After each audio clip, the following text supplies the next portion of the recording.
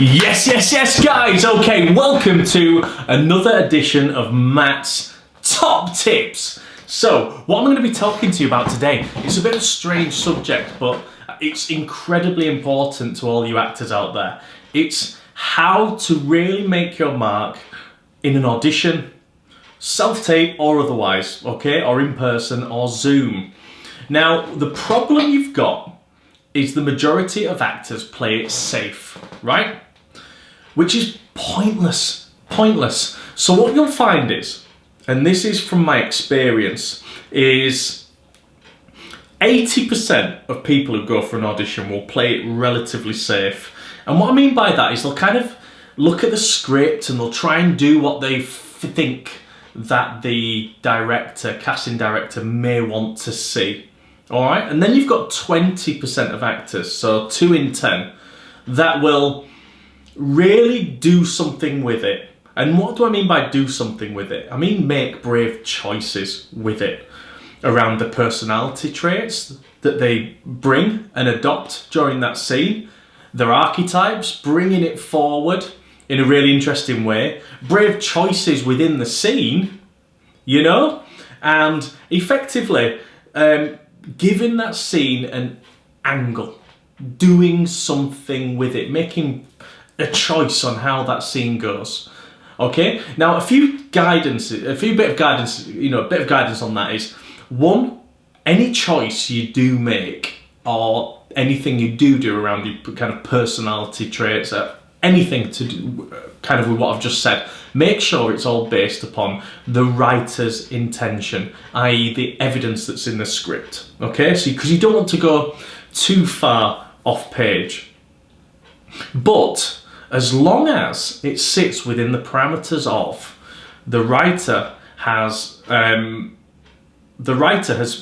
given you his intentions, anything around those intentions is perfectly fine. Now what you find is once all the auditions go through to the director, once maybe the casting director's collected all the auditions or self-tapes, those kind of 80% straight away, gone. Done. Not needed.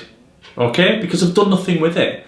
Now, but what happens is you put yourself, if you've done something with it, you put yourself into the pot of the 20%. Okay? The ones that are a step closer. Now, there's 2 things are going to happen. One, the director says that wonderful thing where they kind of go, I love what they've done with it. That's really interesting. Brilliant. Excellent. Right, through to recall. Okay? That's obviously if you're correct with regards to your profile, look and all of that stuff, right? But potentially you wouldn't have actually got the audition if you weren't. And then the other thing that happens is the director goes, no, not really for me. Didn't kind of work. But sometimes they'll put you through because they know that you at least do something with it and they can direct you into maybe making the right choices. Or like I say, the previous one where it's straight through, I love what you've done with it. But this particular industry requires brave actors. And you have to be brave. And if you can't be brave during a self-tape or an audition, when can you be? When can you be? So there's my tips and there's my advice. When you get a self-tape or an audition, make sure that you really do something with it. Something brave. Something that's going to get the kind of best reaction that you're going to want from anybody watching it, which is, wow, I love what they've done with it. And that is really what you're aiming for. And it takes bravery to do that, because obviously these auditions mean an awful lot to you.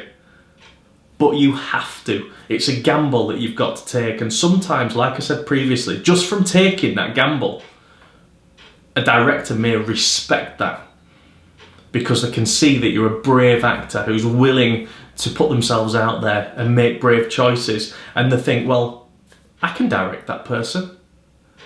Okay, brilliant. I hope you got a lot from that. I hope you understand that.